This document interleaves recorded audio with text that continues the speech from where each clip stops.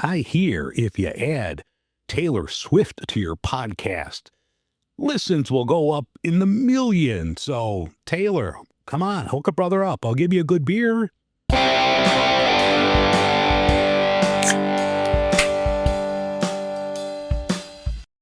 This is Beer in Front, part of the Beer Media Group. Every week I'll talk to people in and around the beer world and get their stories all about beer. That's Beer in Front, and it's coming up now. Welcome to episode 268 of Beer in Front.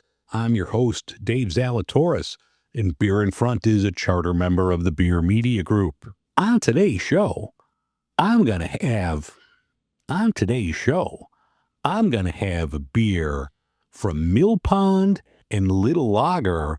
This is a Malort beer, so I'm looking forward to this. This was sent over by Brian at 3-1 Pour. Looking forward to trying this. I've had stuff from both breweries before, and I'm a fan of Malort, so this is going to be delicious, I'm assuming. Please let this be delicious. This weekend was the Oak Park Microbrew Review. What a great time. I need to give a big thank you to the organizers for giving me an invite to this festival. Awesome time, spread out well, so there weren't huge lines for anything. Great local Illinois breweries at this fest. Everything supported 7 generations, so that was awesome as well. Everything about this festival, outside of the 95-degree heat, was fantastic. Great beers, great food. What a good time. So thank you again to Oak Park for extending the invitation, but that's a fest I'll be heading out to every year. Oh, and Malort was at this festival too, so it's a Malort weekend at Beer in Front. They were really cool people as well. They had a little Malort while I was there at the festival. Nothing like Malort on a 95-degree day. All right, let's get on with the show, and I need to have this Malort beer.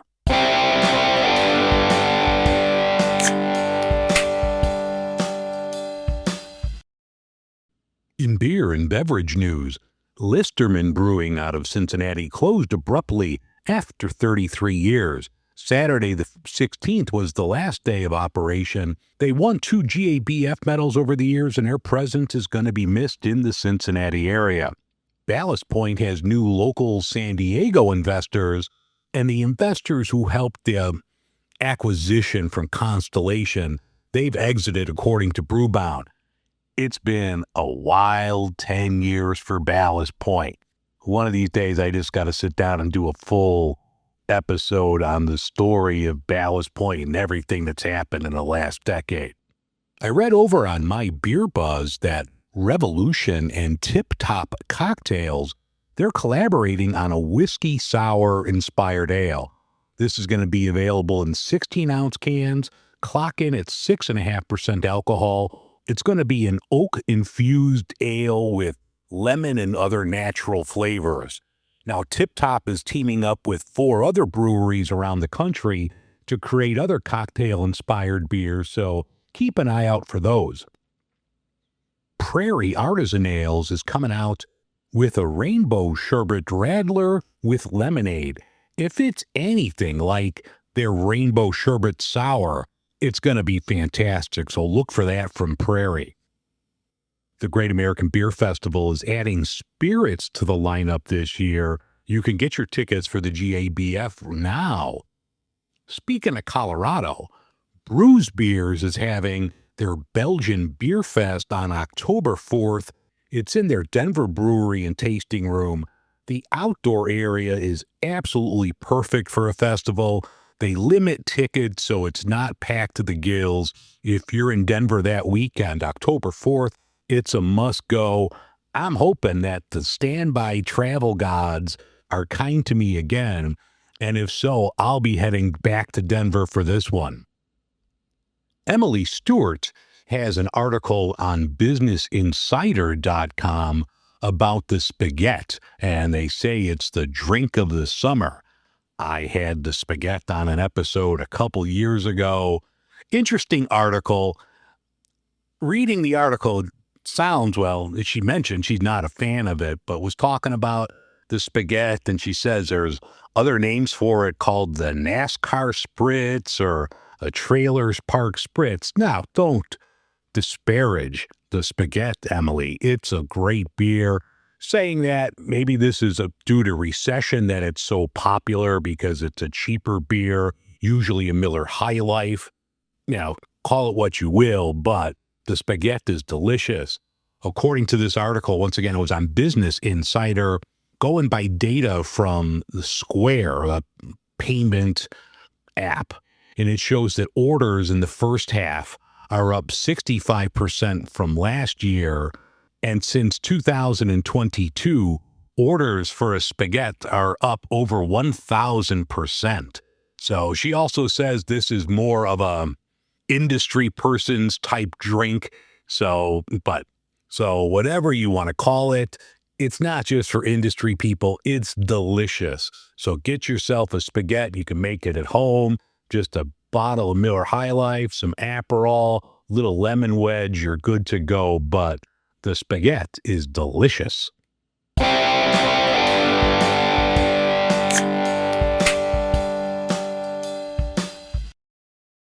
All right, the beer I'm going to have right now is courtesy of Brian from 3-1 Pour. This is Milklörd.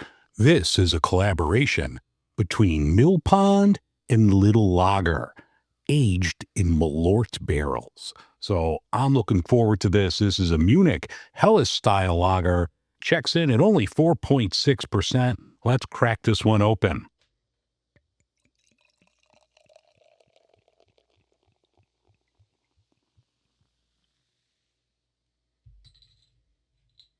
Milklörd has a beautiful color, nice, good foam here. Yeah, I get the Malort from the aroma. I mean, it's not overpowering, but it's there and it smells really good. That's really good. It's a nice lager. The Malort brings out, and let's face it, Malort brings out the best of everything. But no, it definitely, you get the Malort there without the Malort face. So it's very subtle. It has that citrus and dirty feet taste to it that everyone loves about Malort. But this is really good. Let me have another sip. No, that's excellent. I would drink that all the time.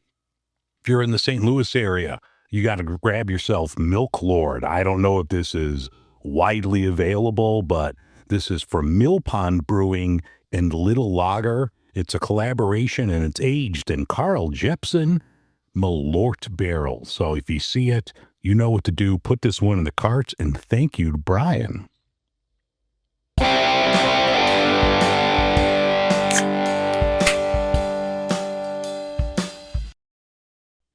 I haven't done this segment in a long time, but I need to do so now. Here is your Jagoff of the Week. I post videos on Instagram, YouTube, TikTok, little quick video reviews. Someone, and I'm not going to name names, no one, I don't think that the regular watcher or listener had a comment that I should call this the sleepy time beer reviews because my eyes are never open. Well, dude, my right eye never opens all the way, whether that's old age, whether that's weight or whatever. My right eye never fully opens, and it doesn't affect my vision, but I wasn't expecting to be criticized on social media for that. So please, I hope whoever you are, you never get like erectile dysfunction or anything like that, because if you do, I'm going to slam you. So whoever this person is that called out my right eye, you're a jagoff.